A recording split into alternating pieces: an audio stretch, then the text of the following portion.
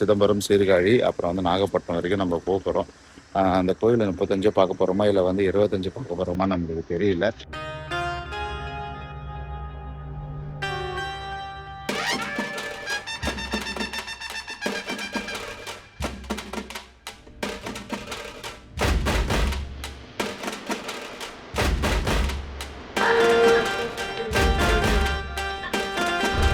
ஸ்ரீ கேஎல்எட்எம் சாமி நண்பர்களுக்கு அனைவருக்குமே வணக்கம். நான் உங்களுக்கு பிரசாந்த். நம்ம இப்போ எங்கே இருக்கணும் அப்படின்னு பார்த்தீங்கன்னா 35 சிவன் கோவில், அதாவது சிதம்பரம், சீர்காழி, அப்புறம் வந்து நாகப்பட்டினம் வரைக்கும் நம்ம போகிறோம்.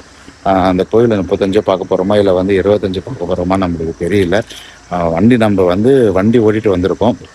பெரிய வண்டி தான், நம்ம நண்பரோட வண்டி தான் இது. அதனால் வந்து வண்டி ஓட்டிகிட்டே வந்திருக்கோம். இந்த சீரீஸ் எப்படி இருக்குன்னு நம்ம பார்க்கலாம்.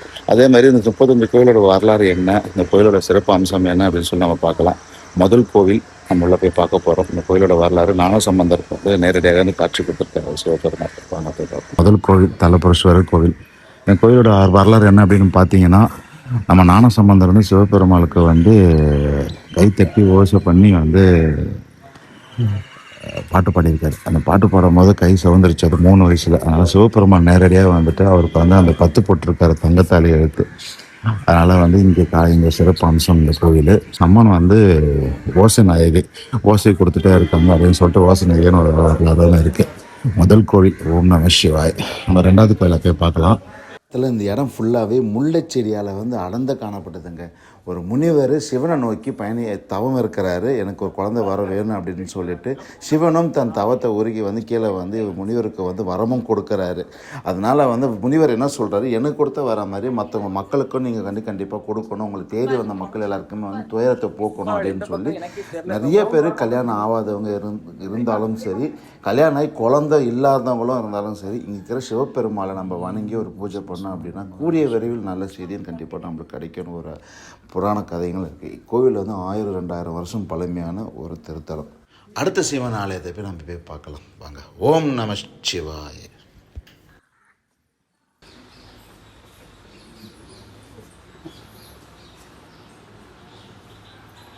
வெள்ளைவிடியநாதர் திருக்கோவில் 3வது கோவில். அதாவது இந்த கோவிலோட சிறப்பு அம்சம் என்ன அப்படின்னு பார்த்தீங்கன்னா, தை அமாவாசை தான் இங்கே வந்து கோவில் ரொம்ப சிறப்பு.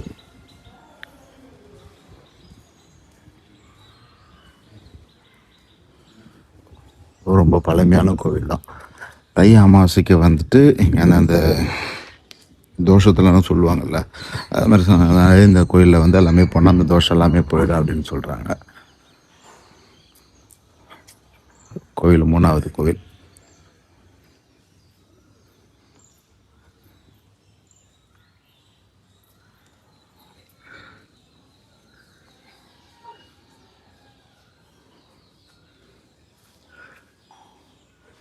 இருக்கிற எல்லா கோவிலுக்குமே வந்துட்டு தமிழால் வந்து பொறுக்கப்பட்டிருக்கு பாருங்க. எல்லாமே தமிழ் வார்த்தைகளாக நிறையவே இருக்குங்க. இங்கே இருக்கிற சிலைங்க மட்டும் வரைக்குமே வந்து ரொம்ப பழமையான கோவில், பழமையான சிலை தான்.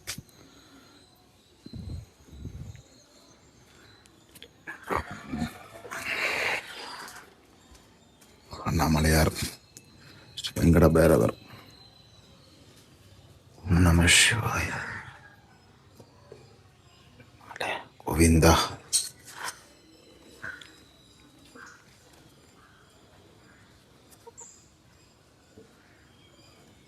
பாருங்களேன், பிரம்மர் சிலை ரொம்ப எவ்வளோ பழமையாக இருக்குது. இந்த தமிழ் வார்த்தைங்களை பாருங்களேன், எல்லாமே தமிழில் தான் இருக்குது. சிறப்பாக வந்து 3 கோயில் பார்த்து முடிச்சாச்சு. இப்போ நம்ம வந்துட்டு சாப்பிட்டுட்டு அடுத்த 4வது கோயிலுக்கு போய் நம்ம போய் பார்க்கலாம் வாங்க, போய் பார்ப்போம். ஓம் நம சிவாய. சிவாய நம. காலை உணவு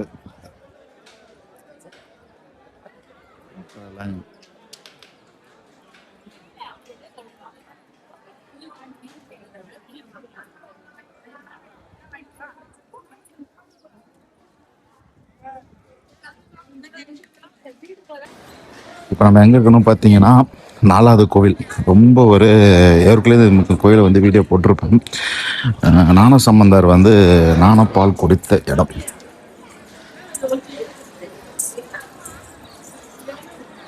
அந்த குளம் தான் இந்த குளம். அவங்க அப்பா வந்துட்டு குளத்துல வந்து குளிக்கும் போது உள்ள முழுகி முழுகி எழுந்துக்கும் போது வந்து அப்பா வரலையே அப்படின்னு சொல்லிட்டு குழந்தை அழுதுருக்கு.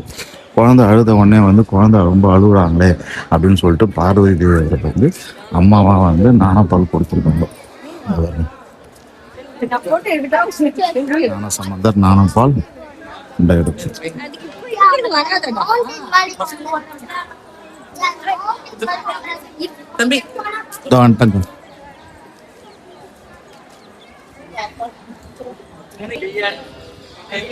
இருக்கிறதுங்களா.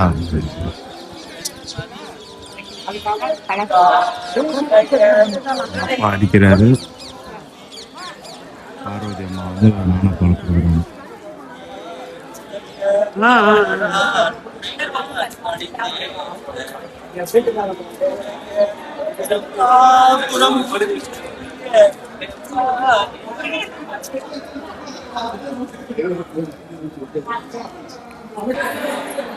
கீழே வந்து பிரம்மபேஸ்வரர் இருப்பார், இவரோட பேரு. இதுக்கு மேல வந்து இங்க இந்த பக்கம் அப்படி போகணும் அப்படின்னா சட்டநாதர் இருப்பார், தெரியுதுங்களா.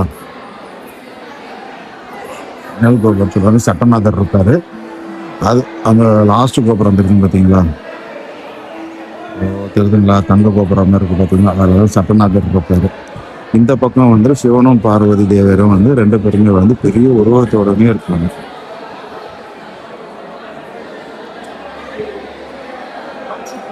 இவரோட பேர் வந்து பிரம்மபேஸ்வரர். மேல எப்படி சட்நாதர் இருப்பார் அப்படின்னு பார்த்தீங்கன்னா அதை காட்டுறாங்க. பேருங்க பார்த்தீங்களா, இப்படிதான் இருப்பாரு மேல, இப்படிதான் மேல இருப்பாரு.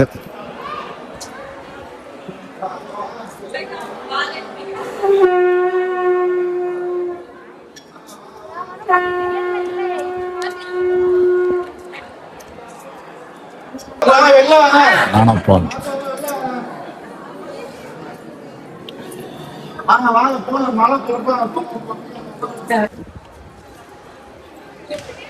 சிறப்பாக வந்துட்டு நான் கோயிலுக்கு முடிச்சாச்சு.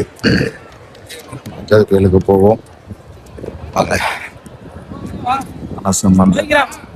பெற்றாச்சு. அடுத்த கோயிலுக்கு பயணங்கள்.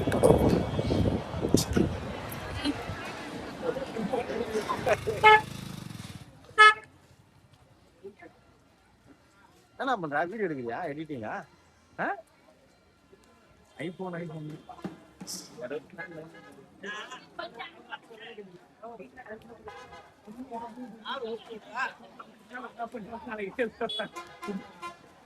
நம்ம எங்க இருக்கணும் அப்படின்னு பார்த்தீங்கன்னா சிவலோக தியாகராஜ சிவக்கோயில். அதாவது வந்து ஞானசம்பந்தர் வந்து கடைசியாக வந்து இந்த இடத்துல தான் வந்து பாட்டும் முடிச்சாராம். ஜோதி வழியாக வந்து சிவன் வந்து ஒரு காட்சி கொடுத்துருக்கிறாரு. அவருக்கு திருமணம் நடந்த ஒரு ஸ்தலம் இந்த இடம்தான் சிவலோக தியாகராஜ கோயில். எவ்வளோ ஒரு இது இல்லைங்க. அதே மாதிரி வந்துட்டு சிவபெருமாள் வந்து ஜோதி வடிவில் வந்து இவர் வந்து காட்சி கொடுத்து திருமணமும் செஞ்சு வச்சாராம். திருமணம் ஆகாதவங்க நிறைய பேர் அப்படின்னா இருந்தோம் அப்படின்னா, சில தோஷங்கள் அப்படின்னா இருந்தோம் அப்படின்னா, கோவிலில் வந்துட்டு சிவபெருமாளும் ஞான சம்பந்தரும் வேண்டணும் அப்படின்னா சீக்கிரமாக வந்து திருமணம் நடக்கணும் ஒரு ஐதீகம். இந்த அம்மன் பேர் அப்படின்னு பார்த்தீங்கன்னா திருவெண்ணிற்று அம்மை பார்த்துக்கலாம். அப்படின்னா வந்து ஞான சம்பந்தருக்கு வந்து வெண்ணெய் வந்து அம்மா வந்து கொடுத்துருக்காங்க. இருக்க பாருங்க.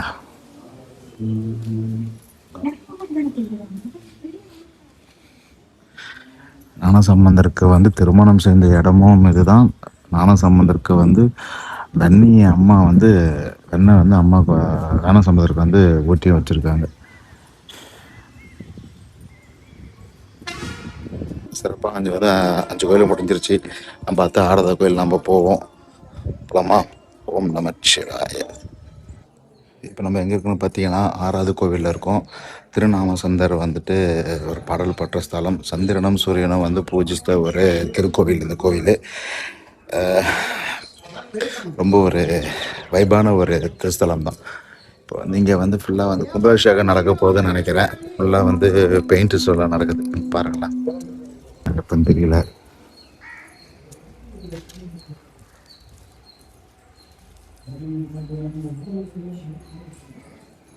சரி வாங்க நம்ம அடுத்த திருக்கோவிலுக்கு போவோம். ஓம் நமச்சிவாய. 7வது கோயிலை போய் நம்ம பார்க்கலாம். ஒரு வழியாக வந்துட்டு நம்ம ஒரு 7வது கோயில் வந்துட்டோம். இந்த கோயிலும் பார்த்தீங்கன்னா சிதம்பரம் இல்லை நடராஜர். இங்கே சிறப்பு என்னென்னு பார்த்தீங்கன்னா, இங்கே வந்து 4 கோபுரம் ஒரே இடத்துல இங்கே தரிசனம். எப்போவுமே இங்கே சிதம்பரம் வந்தீங்கன்னா இதை மட்டும் பாருங்கண்ணா. இங்கே நிற்கிறேன்னா ஃபஸ்ட்டு செகண்டு தேர்டு பின்னாடி இந்த கோயில் ஸ்பெஷல்.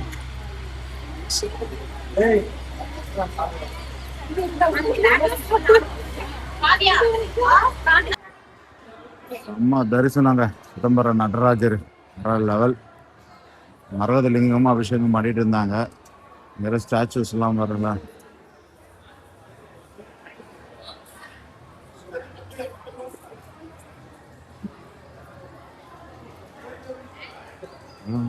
எப்படி செஞ்சிருப்பாங்க.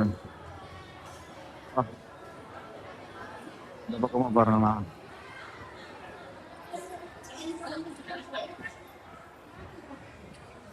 பார்க்கணுமா.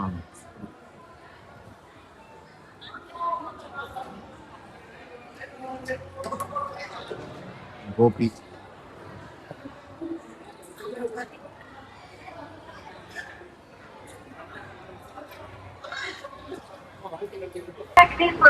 சிதம்பரம் நடராஜர்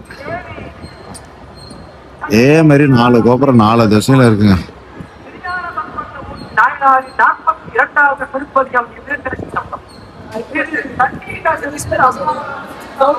கோயிலை சுத்தி வந்து எல்லாத்தையும் நம்ம பார்க்கணும் அப்படின்னாலே மேக்சிமம் வந்து ஒரு நாள் கூட பத்தாது போகும்.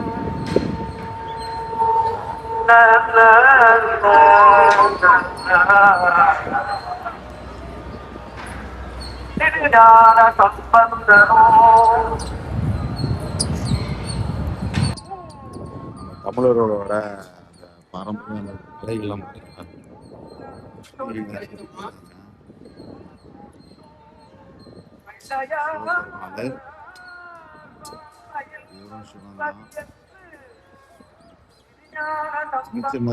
அதெல்லாம் வந்து ஒரு செதுக்கி ஸ்டாச்சுஸ் பண்ணிடலாம்.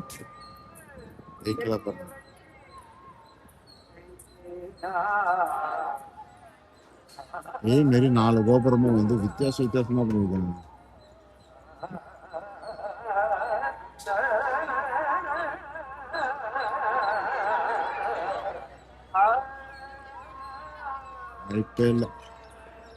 ஒரு வழியாக வந்து சிதம்பரம் எல்லாமே முடிச்சாச்சு. ஏன்னா இங்கே வந்து பார்க்கறதுக்கு வந்து நிறையவே விஷயம் இருக்குங்க. ஃபுல்லாக வந்து ஸ்டாச்சுஸு, அதுக்கப்புறம் வந்து சிதம்பரம் ரகசியம். சிதம்பரம் அவரை பார்க்கறனாலே வந்து அவரோட அனுமதி இல்லாத எதுவுமே நம்ம பார்க்கவும் முடியாது. நீங்கள் கண்டிப்பாக வந்துட்டு சிதம்பரம் வந்தீங்கன்னா லைஃப்பில் ஒரு வாட்டியாச்சும் நம்ம சிதம்பரம் வந்து தான் ஆகணும். வந்து பாருங்கள். வாங்க நம்ம அடுத்த 8வது கோவிலுக்கு நம்ம போவோம். சுற்றி பாருங்கள். பார்க்கறனாலே கண்ணு பத்தலைங்க. சரி வாங்க அடுத்த கோயிலுக்கு போவோம். டைம் ஆயிடுச்சுல்ல. ஓம் நம சிவாய. சிறப்பு அம்சம் என்ன அப்படின்னு பார்த்தீங்கன்னா, நாரைக்கொக்கு வந்து இங்கே வந்து விமோசனம் அடைந்த இடம். சிவனை வந்து நேரடியாக வந்து இங்கே வந்து விமோசனம் வந்து நாரைக்கொக்கு வந்து கொடுத்துருக்காரு. தன்னோட சாப காலெல்லாம் முடிஞ்சு அப்படின்னு சொல்லிட்டு. அதுக்கப்புறம் முக்கியமான ஒருனா பொல்லாப்புள்ளியார். இதுதான் ஒரு திருத்தலம்.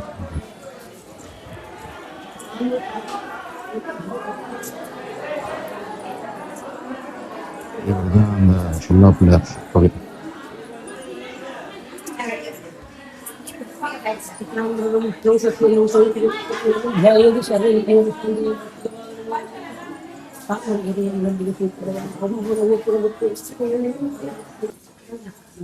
நம்ம எங்கே இருக்கணும் பார்த்தீங்கன்னா வந்துட்டு 8வது கோயிலில் இருக்கோம். இந்த கோயிலோட சிறப்பு அம்சம் அப்படின்னு பார்த்தீங்கன்னா வந்துட்டு விநாயகரும் இந்த கோவிலில் வந்து தேர் ஷேப்பில் தான் இந்த கோவிலே இருக்கும். ஏன்னா இந்த தேரை வந்து சிவன் பெருமாளை வந்து இதை வச்சு தேர் வந்து இருக்கும்போது விநாயகரை வச்சுட்டு இது பண்ணிட்டாங்க அப்படின்னு சொல்லி விநாயகர் கோபத்தில் வந்து சக்கரத்துக்கு விடுவார். அதனால் வந்து தேர் ஓட்டி வந்து கவனிக்காமல் வந்து விநாயகரை வந்து காலை ஏற்றி வந்து இங்கே வந்து ஒரு கட்டவரில் மட்டும் இருக்காது.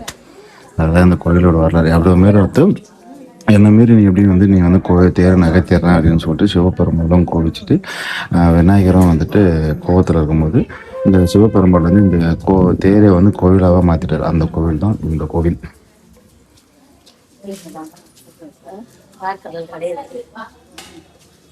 கோவில் சுற்றி பார்க்கும்போது வந்து தேர் டைப்பில் இருக்குங்க. அது வந்து விநாயகருக்கு வந்து ரொம்ப ஒரு சிறப்பு இந்த கோவில். பார்க்கடலை அப்படி வந்து பார்க்கடலை இருக்கும் அந்த அமிர்த லிங்கேஸ்வரர் பேர் ரொம்ப சிறப்பு தான். இருக்கிறீங்களா?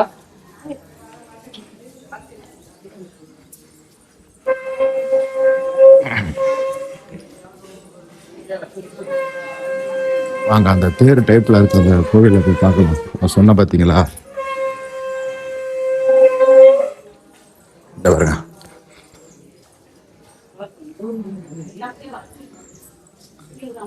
ஒரு தேர் ஒரிஜினல் தேரில் வந்து நம்ம என்னென்ன செஞ்சு வச்சுருப்போமோ அது ஒரு தேர்லாம் வந்து நம்ம ஊர்லன்னு பார்த்துருவோம் பார்த்தீங்களா, ஸ்டாச்சுஸ்லாம் அப்படியே இருக்கும். அதே மாதிரி தான் இந்த கோவிலோட அமைப்பு இருக்குது.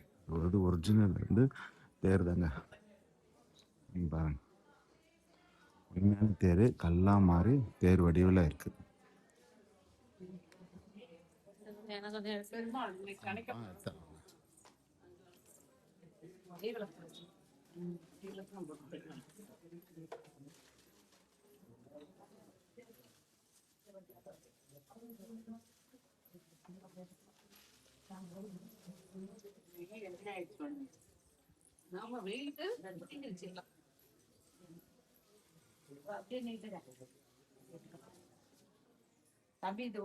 பொல்லா பிள்ளையரோட சிறப்பு அம்சம் அப்படின்னு பார்த்தீங்கன்னு வச்சுக்கோங்களேன், ஒரு படத்தில் ஒன்று பார்த்துருக்கோங்க. அப்பாவும் பிள்ளையும் வந்துட்டு பூஜை பண்ணாங்க. அதுக்கப்புறம் வந்துட்டு அப்பாவுக்கு வெளியே போயிருக்கான்னு சொல்லிட்டு புள்ள மட்டும் பூஜை பண்ணுவாங்க. புள்ள பூஜை பண்ணிகிட்டே இருக்க மாதிரி பிள்ளையார்கிட்ட வந்துட்டு நான் எடுத்துகிட்டு வந்து பிரசாதம் நீ சாப்பிடுன்னு சொன்னாங்க சொல்லணும்ல. சொல்லும் வந்துட்டு வந்து பிள்ளையாரே வந்து எல்லாத்தையும் வந்து சாப்பிடுவார் அப்படின்னு சொல்லிட்டு அந்த இடம் தான் இந்த இடம். ஒரு படத்துலேயே வந்து தமிழ் படத்துலேயே வந்து இந்த காட்சி வந்திருக்கு. அந்த பிள்ளையார் தான் இவர். வரலாறு போட்டிருக்காங்க பாருங்க.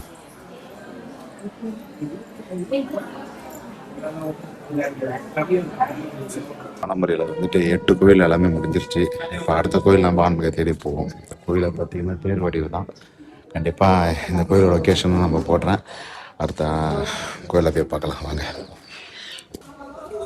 நம்ம எங்கே வந்திருக்கோம் பார்த்தீங்கன்னா 9வது கோயில் வந்திருக்குங்க. இந்த கோயிலோட சிறப்பு அம்சம் எப்படின்னு பார்த்தீங்கன்னா தில்லை நடராஜர், அதாவது தில்லை நடராஜரோட அனுமதி இல்லாத இந்த கோயிலுக்கு வர முடியாது. அதுக்கப்புறம் வந்து தன்னோட கர்மா எல்லாமே வந்து இங்கே தீர்க்கணும் அப்படின்னு சொல்லிட்டு, கர்மா இருந்துச்சு அப்படின்னா இங்கே வந்து சீக்கிரமாக வந்து தீர்ந்துடும் அப்படின்னு சொல்லிட்டு ஒரு இன்னொரு ஐதீகமாக இருக்குது. நந்தி பகவான் வந்து தன்னோட கர்மா வந்து நீ இன்னும் தீரலை, நீ வெளியே போ, திருப்பி உள்ளவா அப்படின்ற மாதிரி நந்தி பகவானையும் வந்து சொல்லுவாராம். அதை அப்புறம் வந்து அம்மன் வந்து நவ கிரகங்களை வந்து வலையிலாம் வந்து இங்கே வந்து போட்டிருக்காங்களாம். இந்த இடத்துக்கு வர்றதே வந்து பெரிய ஒரு பாக்கியம்தான். தன் கர்மாவையும் இங்கே தீரும். தில்லை நடராஜர் அனுமதி இல்லாத இக்கோவிலுக்கு வந்து நம்ம வரவும் முடியாது. நீங்கள் வந்து இங்கே கண்டிப்பாக இந்த கோயிலுக்கு வரணும் எல்லாருமே. இந்த கோயிலோட டீட்டெயில்ஸ் வந்து நான் கண்டிப்பாக நான் வந்துட்டு டிஸ்கிரிப்ஷனில் கொடுக்குறேன். கண்டிப்பாக நீங்கள் வாங்க.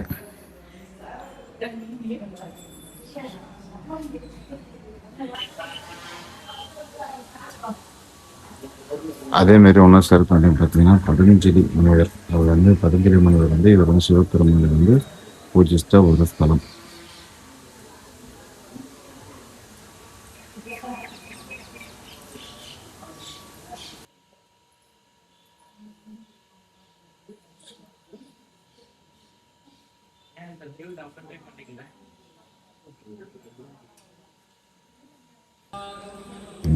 இந்த கோயிலோட சிறப்பு என்ன அம்சம்னு பார்த்தீங்கன்னா, நம்ம வந்து என்ன துயரத்தோடு வந்தாலும் அந்த துயரத்தை தூக்கி போட்டுட்டு நல்ல நன்மையை நம்மளுக்கு கொடுப்பார். துயரமே இல்லாத நம்ம திரும்பி போகலாம். அதனால் இவர் பேர் வந்து துயர தீர்த்த நாதரீஸ்வரர் திருக்கோவில். முக்கியமாக வந்து தட்சிணாமூர்த்தி வந்து இவருக்கு வந்து பூஜை பண்ண தலம் அது. அப்புறம் இது இங்கே இருந்த ஒரு மன்னருக்கு வந்து குஷ்டனால் வந்து ரொம்ப அவதிப்பட்டிருக்கிறாரு. அதனால் வந்து குஷ்டவாதியை வந்து இவர் தீர்த்து வச்சிருக்கிறாரு. அதனால் நீங்கள் எப்படிப்பட்ட துயரத்தோடு இங்கே வந்து இவர் மனவெருங்கி நம்ம வேணும்னா அத்தனை துயரமே வந்து இவர் வந்து தீர்த்தம் கொடுக்குறாரு. அப்புறம் வந்து தட்சிணாமூர்த்தி சொன்ன மாதிரியே வந்து தட்சிணாமூர்த்திக்கு தான் வந்து இங்கே ரொம்ப ஒரு சிறப்புங்க. கும்பாபிஷேகம் நடக்க போது போல் நல்லா தான் பண்ணிட்டு இருக்காங்க பாரு.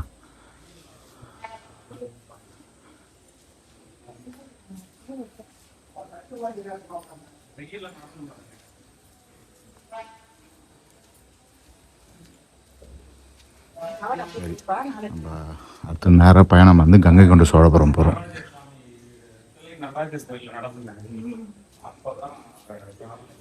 அடுத்த கோயில் நம்ம கங்கை சோழபுரத்தில் மீட் பண்ணலாம் வாங்க.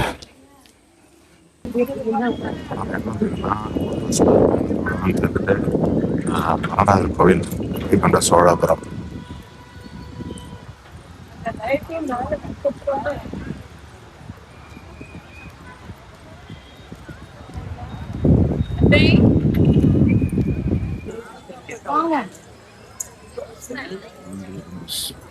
என்ன பண்ணுவாங்க கரண்ட் கிடையாது.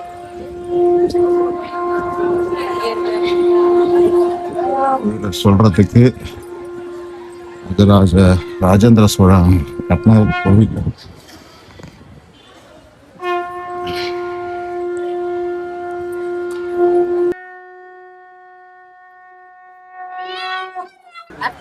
கங்கை கொண்ட சோழபுரம் வந்தீங்கன்னு வச்சிங்கன்னா மறக்காமல் வந்து இந்த காளி 8 கை காளி அம்மனை முன்ன பண்ணுறேங்க.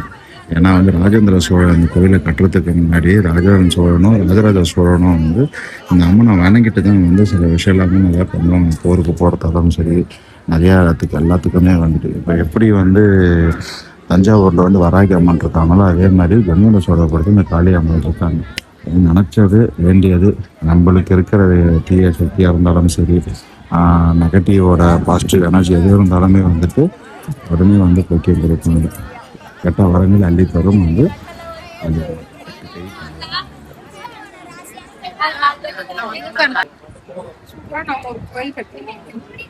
சோழனோட பெருமை சொல்கிறதுக்கே வந்துட்டு வேறு லெவலாக இருக்குங்க.